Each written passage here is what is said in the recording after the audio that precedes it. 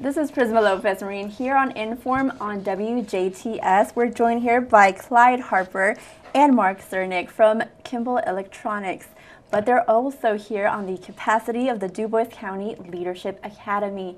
Hello. Hi. Hi, thank you for joining us today. Can you please tell us about exactly what it is like to be involved in this academy and also what it entails and what involves in it? Yes, the Dubois County Leadership Academy started with the goal of bringing together young leaders across Dubois County and equipping them with leadership skills, marketing skills to lead in the future.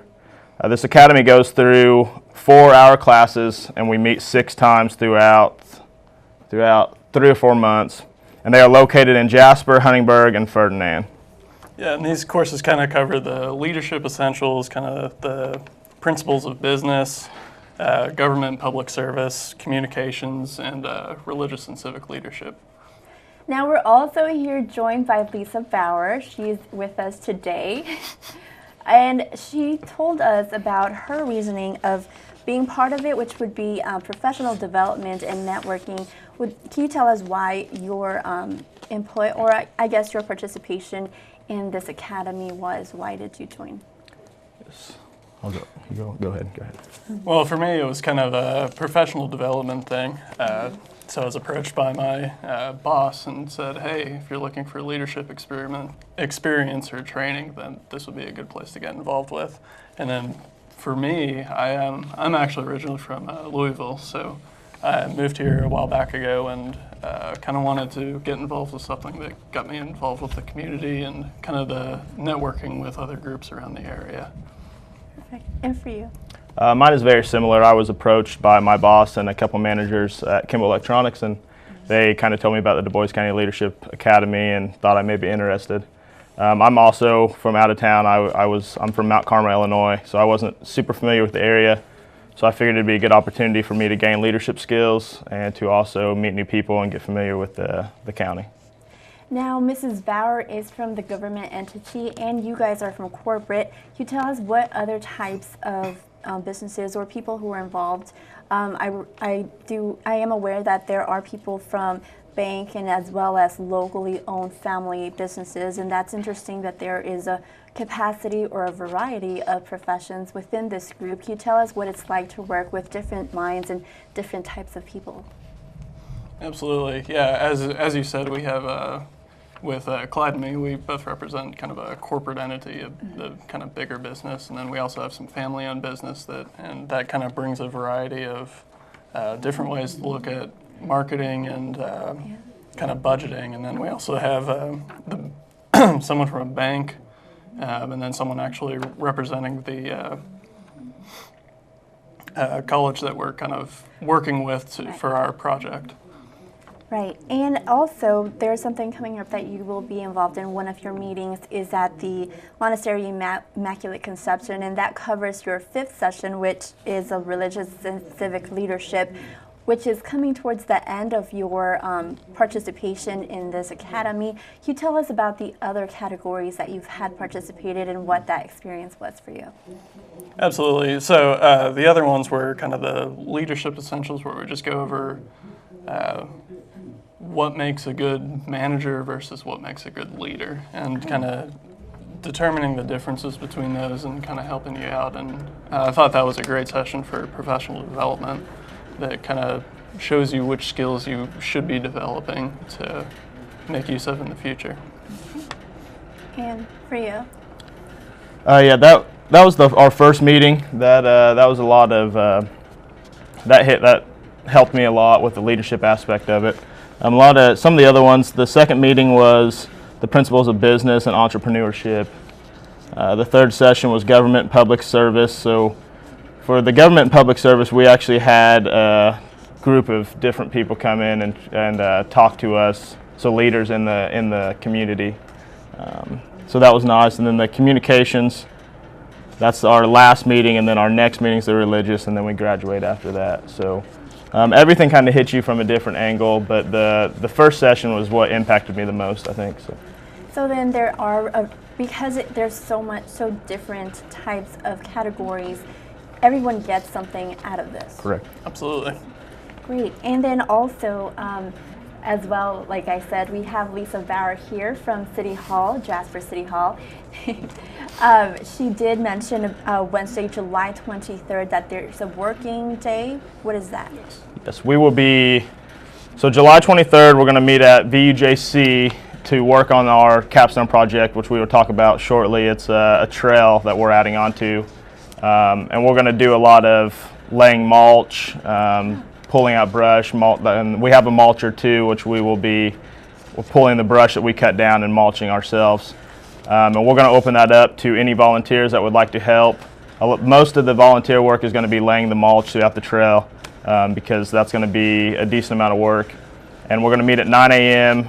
on that Saturday morning, and we're going to work until we're done, hopefully, but we'll be there until at least 5. So if you can't make it at 9 a.m., then you can come anytime after that, and we will be there.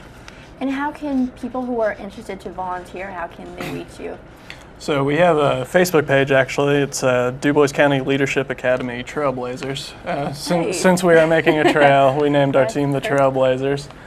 So you can reach to us over there. We have some contact numbers if you're looking for any information. And why should people volunteer? Why is it important? Is this part of your capstone project? Yes, this is our capstone project.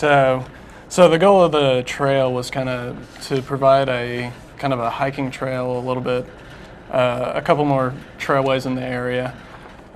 So this one actually goes out into the woods. It's going to be mulched and completely wooded. So we're hoping it's going to be a real nice area to go take walks. This is also the cross-country team practices out at WJTS, and this is an addition to the trail that they already run. So it'll be benefiting the community, and it'll also be benefiting the cross-country team as well. So it has multi-purposes. Yes. And I do understand that some of the things that are going on in Jasper, there is a lot of quality of life type of concept. How does that tie into that? Because people will participate in this trail, and it can enhance their, just participation in the community. Like we talked about with kind of the general goal of the Dubois County Leadership is to really tie together the entire Dubois County area. So we're hoping with kind of the volunteers and adding this participation with other organizations, other groups, we can really get the community involved. And I understand that the Academy also involves the 3 pillars of the Dubois County, which is Vernon, Jasper, and Huntingburg. And so what is it like to work among different areas? I understand that your meetings are not just in Jasper, they're also in other places. So taking time off of work, which is also another thing that I wanted to touch on, where your employers are actually very much part of your participation as they allow you to be part of it. Can you kind of explain how that works? Yeah. So when we apply for the academy, we actually have to get some employee buy-in. So we pay a small fee to get involved, and then obviously you need the kind of employer commitment to let you leave work Right. during those couple sessions. But it also gives you the opportunity to explore the different areas that I know a lot of people from maybe Jasper or the individual areas will stay in those areas, but this really lets you get out and see what else is around the Dubois County area. That's absolutely true, and I do understand that part of the things that you do it's hard work. It's not just meetings, it's also concepts and ideas that you have to put together, and everyone has an idea, of course. So what is it like, or what was it like to come up with the capstone project, the final version of it? Yeah, so one of our team members works at WJTS, Stephanie Rollins. I think I pronounced that right. So she brought us the project description kind of thing, and we were kind of looking for something along the lines of that anyway. So we accepted that project, and then we went out to WJTS and realized it was going to be a little more work than we expected, but we've done a lot of work. We work out there at least. Right now we're working at least once a week or so after work for 2-3 hours, and we've pretty much cleared the trail. All the trees are down. We took care of all that. We got to eliminate the stumps, and then it's pretty much ready for the mulch for the July 23rd day. So. Oh, well, that's incredible. Absolutely. Thank you for your involvement in, the quality of life, because that, I believe, that does connect to quality of life concept, as well as the execution of what you're trying to do. It's for the community, and it's also allowing you to enhance your professional development. So we do appreciate your efforts in being part of the Academy. Absolutely. Thank you. Thank you for joining us here on In.form, and we appreciate your time here. Thanks. Thank you. Thank you. This has been Prisma Lopez-Marin here on In.form on WJTS.